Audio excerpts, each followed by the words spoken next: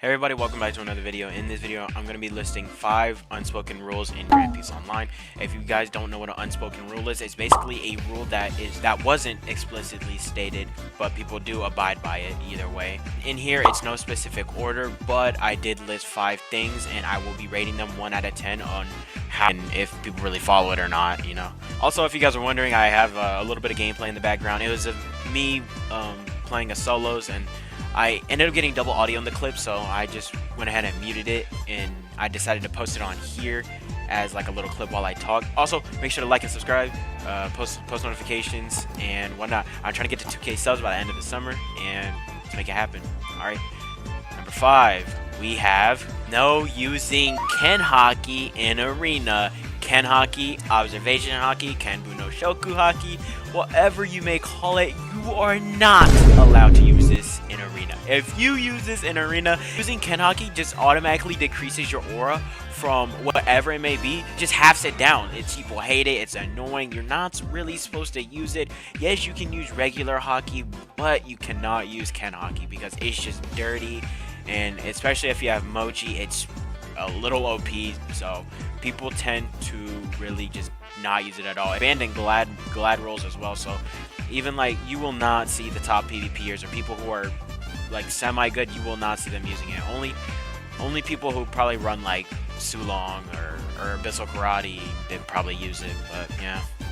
Okay, number 4 on this list, it's a pretty simple one. Just don't stand in front of someone's sign in Trade Hub. Like, people are just trying to get their trades out, they're being polite, everybody's usually standing in a neat order. Here, let me go and trade up right now. Yep, everybody's standing in a neat order.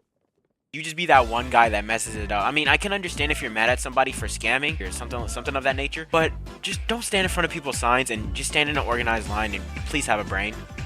Number 3 on this list is a little bit controversial, as I don't always follow this one, and I know many people out there do not as well, and it is don't team in Battle Royale. And yes, I know, Captain Kid, you team in BR. Yes, I do sometimes. We all do. Come on, we've all tried it before. We all teamed. You know, you've had a bad day. You've died to teamers. You keep dying to hackers, and you just want to have, a nice chill match. So, I paired up with a couple of my friends. We got some wins. I leveled up myself in the battle pass and whatnot. But I mean, I've grown to eventually like play on my own with having to have friends along with me. But to be fair, they could really ban it if they wanted to. They just choose not to. FOU and the staffs and dev, everybody who's making the rules, and they haven't really said anything that was against it. So it's really an unspoken rule, but not many people follow it. So I'm gonna have to give that one a 5 out of 10 because it could go 50-50 both ways. Number 2, we are on number 2 of unspoken rules on this list, and it is to not hit or attack the boss after you've got your 5%. So for any new people that don't for some reason understand this, what I mean by this is if you got your 5% of damage on a boss, then don't continuously hit it and get 30, 40, 50%, because other people who you might also be grinding with are trying to get the same drop as you, or trying to get the drops as well. So it'd be a little courteous for you to actually stop attacking the boss and let the other ones get their 5% so they can also get the drops.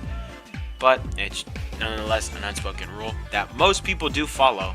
So I'm gonna put that I'm gonna give that let's see, I'll rate that one an 8 out of 10.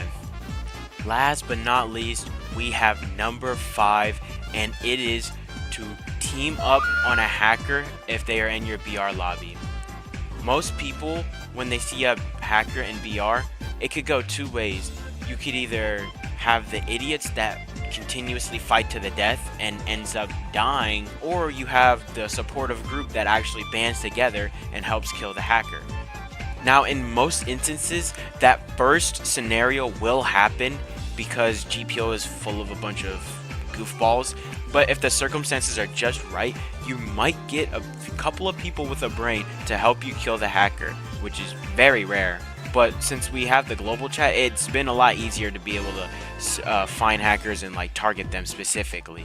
and it is pretty satisfying when you're able to kill the hacker as well. And it's also one of the few instances where people actually genuinely won't complain if you team in BR. So yeah, it's a win-win for everybody except for the hacker, of course. So I'm gonna give this one a unfortunate 4 out of 10 because this really rarely works, but when it does work, it is good. So actually, maybe I'll give it a 4.5 just because it feels good when you win. Alright guys, so that will be the end of this video. Comment down below any more unspoken rules, or if you guys want me to do a part 2 to this video. Make sure to like, subscribe, turn on post notifications so you know when I post a video. And yeah, if you enjoyed this video, just go ahead and show me some support. I'm trying to get to 2K subs. The grind for content creator world does not stop.